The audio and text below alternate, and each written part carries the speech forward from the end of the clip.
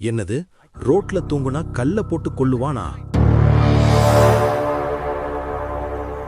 1989 மும்பை நகரம் அமைதியாக தூங்கிக் கொண்டிருந்தது. பாதையோரத்தில் தூங்கும் வீதியிருப்பவர்கள், அவர்கள் காலையில் உயிரின்றி கண்டுபிடிக்கப்பட்டனர். தலையில் கனமான கல்லால் தாக்கப்பட்டிருந்தது. 1 மாதங்களில் 10 மேற்பட்ட கொலைகள். சாட்சிகள் இல்லை, சத்தமில்லை, குற்றவாளி இல்லை. 1 வருடம் கழித்து அதே மர்மம் கொல்கத்தாவில். அதே முறை தூங்கும் மனிதர்கள் மீது தாக்குதல். சீரியல் கில்லரா, பழிவாங்கும் ஒருவரா? இன்று வரை ஸ்டோன் மேன் யார் என்று யாருக்கும் தெரியவில்லை. சில மர்மங்கள் என்றும் விழித்திருக்கும்.